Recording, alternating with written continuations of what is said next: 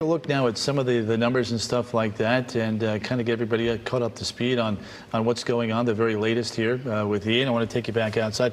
Alex, if I may, as I'm walking over, I loved what you did, giving me a couple Change of those cameras. Yep. Yeah, let's go and do that. I want to really hone in on the fact that we're in it.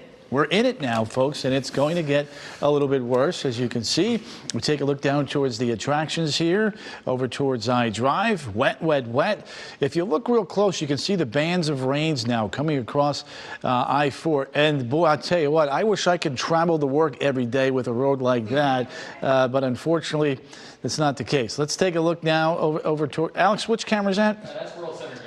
That's a different view for us. I like that. Yep. World Center there. See the rain. Yep, 417 coming down. All right, let's go from there to the 6 o'clock advisory now, or not advisory, 6 p.m. update. Wind still at 130 miles an hour. Pressure continuing to come up now.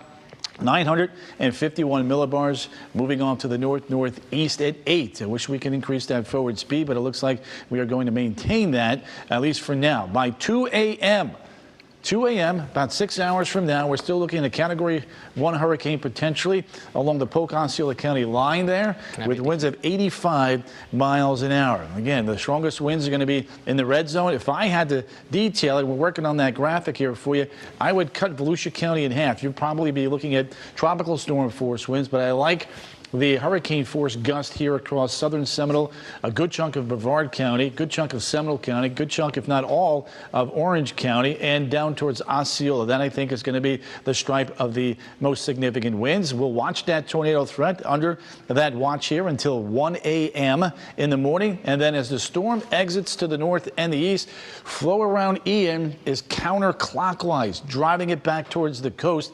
And that's why the storm surge forecast is a little bit higher up in Flagler County and up towards Jacksonville. You take a look through the interior. When we talk about surge, it's along the coast, but you also have to remember that it affects the rivers here, and the St. Johns is going to be impacted twofold: A, by the heavy rain, and B, by the water being thrown in a different direction than it's usually accustomed to because of the winds. Look at the bands here now, well out ahead of the storm, and then right here, the center of the circulation closing in on the interior now of central Florida. There's the center of circulation, less than 100 miles now south and west of Orlando.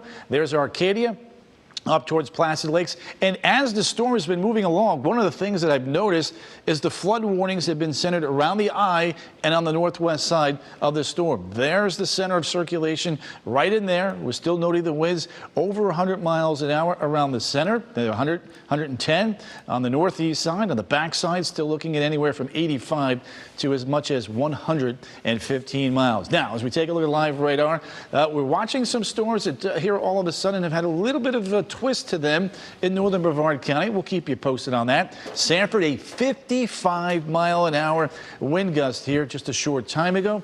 Daytona Beach back up towards Palm Coast.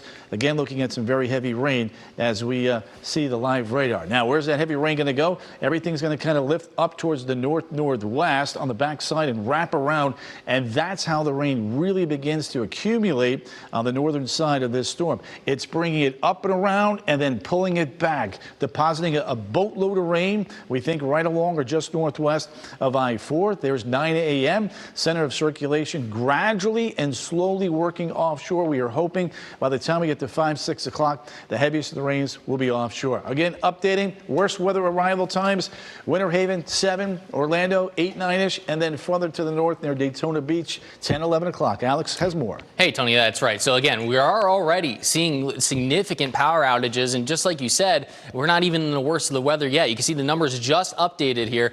Close to 14,000 power outages, people reporting power out in Orange County, over 8,500 in Seminole County, 4,600 there in Lake County. Marion County seeing about 2,000 power outages. In Volusia County, over 11,000. Brevard County, almost 5,500. And again, as we go later on today and into the night, that's going to increase even further as these stronger winds begin to move on in. Here's Thursday, 1 o'clock in the morning. So again, overnight tonight, have those those weather radios handy, have multiple ways to receive warnings. 50-mile-per-hour gusts in Kissimmee, St. Cloud, 55 in Claremont, even up towards Ocala. Look how far away from the center of circulation that is, and still 52-mile-per-hour wind gusts, 60 in Melbourne and Palm Bay. As we go towards Thursday morning, this model showing the center moving offshore, still dealing with very significant winds, though.